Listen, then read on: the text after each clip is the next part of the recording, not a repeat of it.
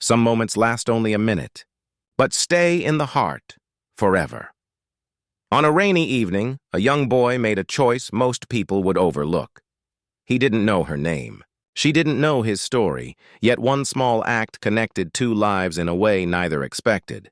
And what happened years later proves kindness never fades. 12-year-old Ayan was used to walking home alone. Every day after school, with his backpack twice his size and shoes slightly worn out, he'd take the same narrow road past the old fruit stall and the closed-down bookstore.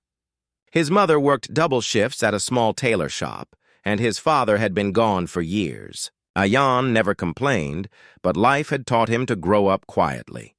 It was early winter, the kind of season where the sky turned gray before sunset, and the wind felt like it carried stories no one listened to. Ayan's family didn't have much, just a tiny apartment, warm tea in old cups, and a mother who smiled even when her eyes were tired. He didn't have toys or gadgets like other kids, but he had something he treasured: his umbrella. It wasn't new, but his mother had saved tips for weeks to buy it. Dark blue with small white dots, it was the only thing that kept his school bag from getting soaked in the rain. Most evenings, Ayan walked alone, but he didn't mind. He had learned to watch people, the shopkeepers packing up, stray cats hiding under parked cars, older boys laughing too loudly. He dreamed of becoming someone who could help his mother, someone who could make life easier for them both. At school, Ayan wasn't loud or popular. He was the quiet kid who finished his homework during lunch and shared his biscuits with anyone who forgot theirs. Sometimes classmates mocked his old clothes or called him charity boy, but he never fought back. He always remembered his mother's words. Kindness doesn't make you weak. It makes you different. He carried those words like a shield. That afternoon, dark clouds gathered faster than usual. The wind picked up and vendors rushed to cover their carts. Ayan tightened his backpack straps and unfolded his umbrella before the first drop fell. Students ran past him, laughing, pushing, trying to reach their buses or rides before the downpour began. As he turned the corner near the bus stop, he noticed something unusual: a woman standing alone without an umbrella. She held a file against her chest, trying to shield papers from the drizzle that was quickly becoming heavy rain. She was dressed in a faded maroon scarf and simple clothes, and though she looked like an adult, there was something fragile about her posture, as if she was carrying more than what her arms held. People walked past her without pausing. Cars zoomed forward. Streetlights flickered to life. Nobody offered help. Ayan slowed down. The rain was coming harder now, sharp and cold. The woman gently wiped drops from the file with her sleeves, her fingers trembling. For a moment, she glanced up at the sky and closed her eyes, as though wishing the world would just pause, for 1 minute, one breath, one bit of kindness. Ayan could have kept walking. He could have lowered his head and hurried home, but he didn't. Something stirred inside him, a memory, a feeling. A voice that sounded like his mother's, and that voice whispered, "If you can help, don't wait." Ayan stood still for a moment, gripping the umbrella handle. The rain was now heavy enough to soak the road. Cars honked in the distance. His socks were damp and his backpack felt heavier, but his eyes remained on the woman. He took a step, then another. "Excuse me," he said softly. The woman turned, startled. She was in her mid-30s with tired eyes that still held a quiet strength. Wet strands of hair stuck to her forehead. She looked at him unsure. "You're getting wet," Ayan said, lifting his umbrella slightly toward her. For a second, she hesitated, as if kindness was unfamiliar, as if she wasn't sure it was really meant for her.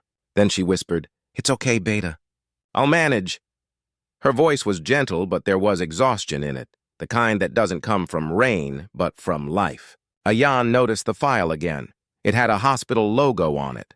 The corners were already damp. Without another word, he stepped closer and extended the umbrella over both of them. "It's big enough for two," he said with a shy smile. The woman blinked, surprised.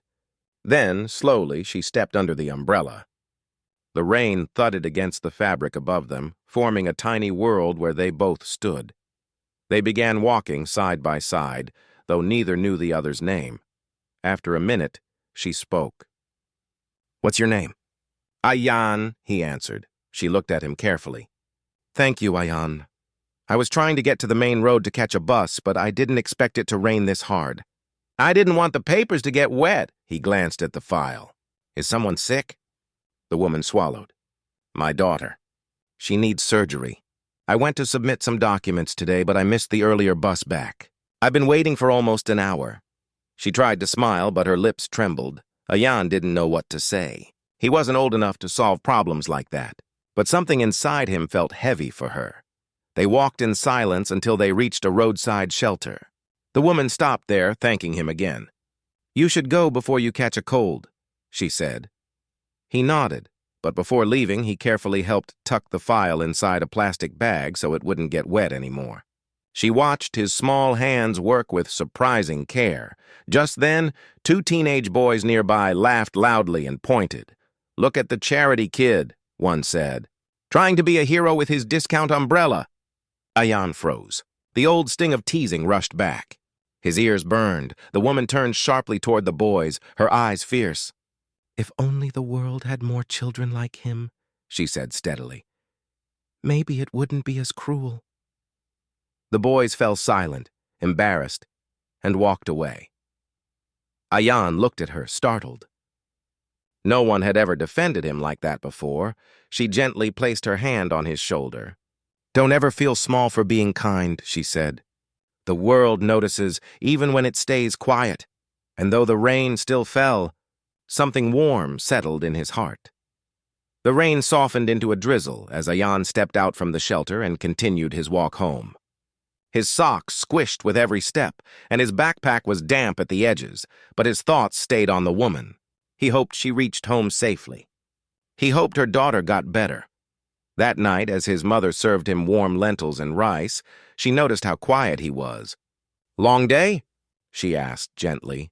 Ayan nodded and told her everything, from seeing the woman to sharing the umbrella to the boys mocking and the words she said to them. His mother listened silently, wiping her hands on her dupatta. When he finished, she brushed his hair and whispered, "I'm proud of you." Those 4 words meant more to him than anything else. Days turned into weeks. Life moved on. School tests came and went. The umbrella dried and folded and unfolded through more rains. And slowly, the memory of that evening stayed tucked in his heart like a folded note no one else had read. Then, nearly 2 years later, something unexpected happened.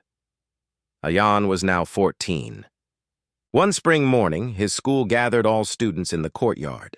The principal stood with a guest, a woman in a soft maroon scarf. Ayan didn't recognize her at first. She looked healthier, calmer, her tiredness replaced by grace. The principal spoke into the mic. "Today, we are honored to welcome someone who wishes to share a message about kindness." The woman stepped forward and began speaking. She told the students about a day in the rain, about feeling alone, scared, and hopeless, about a boy she didn't know who held an umbrella over her without asking for anything in return.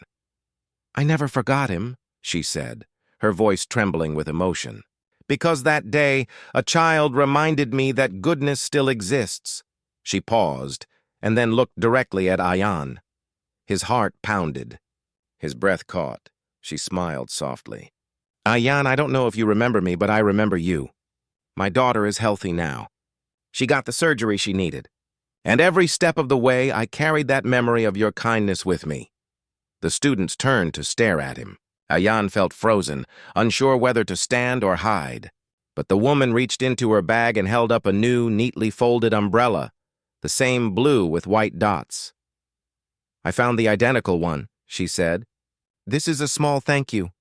But more than that, I came here today to tell everyone, kindness is never small. It travels, it heals, it stays." The courtyard was silent, moved not by grand speeches but by a simple truth.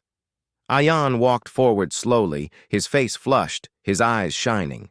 As he accepted the umbrella, the students around him clapped. Not out of formality, but out of admiration.